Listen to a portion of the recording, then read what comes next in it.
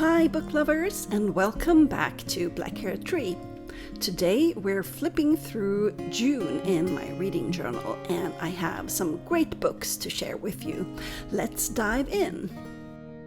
Here's my June cover page. Unfortunately, there's no setup footage this time. I had some issues with the recording, but as you can see, I went with a light and summery art theme full of easels and art supplies.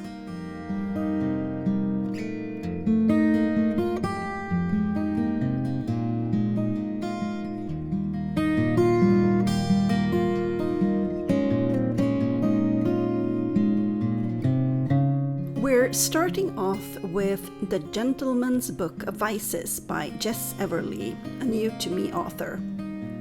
It opens a bit like Slippery Creatures, the Will Darling adventures, where a wealthy man walks into a common man's bookshop and the rest is history.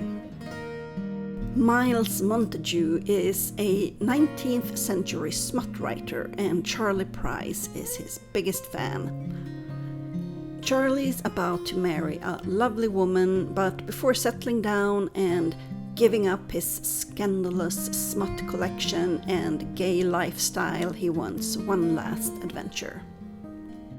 Of course, that's where the story begins, not ends. Miles and Charlie get into all sorts of trouble and it all wraps up neatly with a happy ending. Charlie's fiancé included. I wish her the best. I love using historical photos of gay couples in my journal, and this book gave me the perfect excuse. This is the first in a series. It was fun and charming, but I'm not sure I'm hooked enough to continue. Maybe eventually.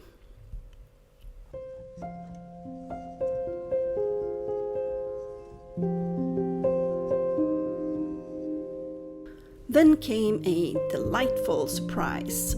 I saw an ad for the new audiobook release of Beneath the Indigo Sky by Hawthorne and Michaels, and I found it on Storytel. Despite my carefully curated TBR, I dove right in. Narrated by the amazing Michael Leslie, it's set in a small Alaskan town and has a supernatural twist.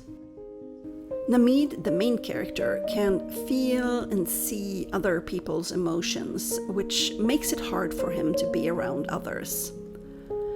He has a Kent family Smallville vibe. An old man found him naked in a field 10 years ago, and no one knows where he came from or how he got there. Namid doesn't remember anything before that. When he meets Jace, he immediately senses his deep grief over a lost twin brother. It's a slow burn with miscommunication, as both assume the other is straight. No one's out in this small-minded town, but they figure it out eventually. It's beautiful.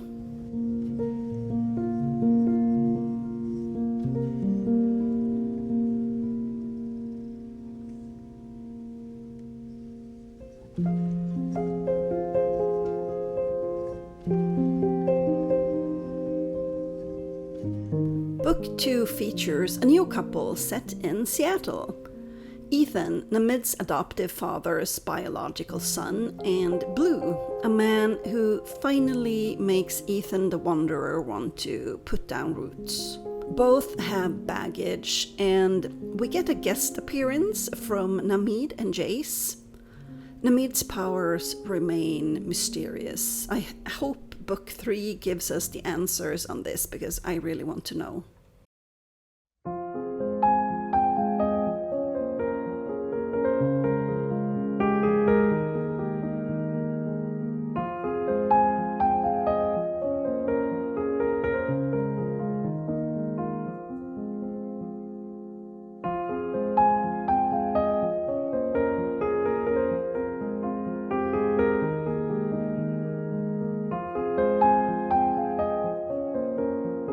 I also re-listened to Safe in His Arms by Renee Kay.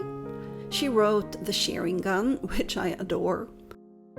This one is set in a Western Australian trailer park and follows two working class men dealing with different sorts of trauma as they start a relationship.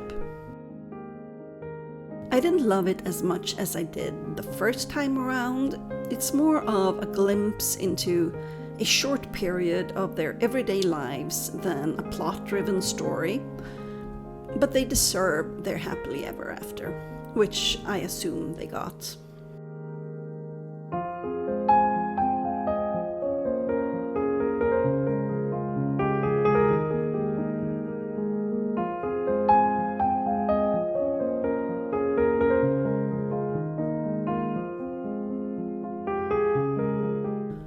Next, I finally picked up The Last Sun by K.D. Edwards, which I grabbed in an Audible sale literally years ago. It's urban fantasy set in a world where Atlantis was discovered by humans in the 1940s, triggering a war that destroyed Atlantis.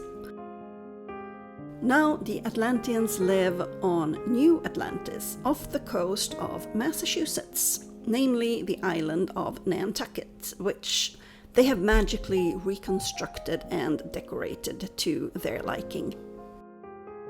Rune St. John is the last surviving member of House Sun.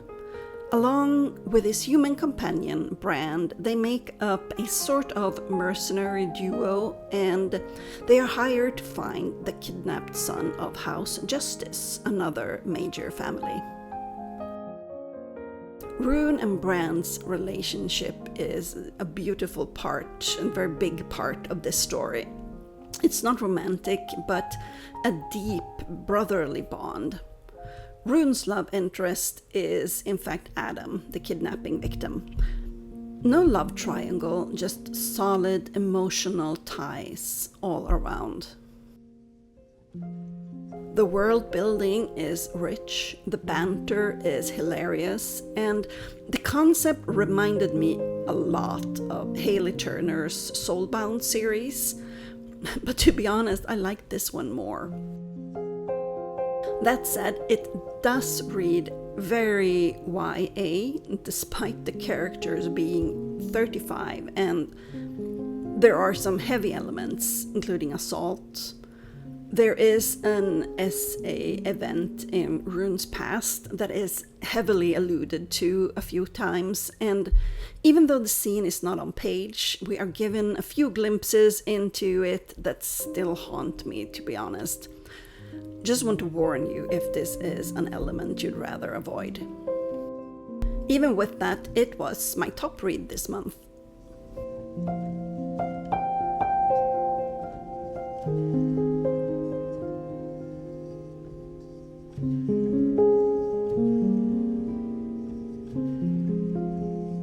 There are supposed to be 9 books in this series, only 3 are out so far. I went straight into book 2, The Hanged Man. Rune and Adam are now together, but we get no explanation as to how that happened. This really isn't a romance, it's maybe a 0.5 on the steam-o-meter, so don't expect heat. It's all plot, character dynamics, and lots of witty banter. The 35-year-olds still act like they're 15. I don't know if it's because Atlanteans have really long lifespans and the characters are 15 in reverse dog years or something. We finally get some strong female characters in this one, like Lady Death, who's a total riff of Death from the Sandman, but I'm not mad about it. Who doesn't love Death of the Endless? Thankfully, there's less trigger content in book 2. I started book 3, but hit a bit of a fantasy fatigue, so I paused it for now. I'll circle back when I'm in the right mood again. And that's it for June. I hope you enjoy these books if you pick them up. Let me know what you're reading or loving in the comments. I'd love to hear from you.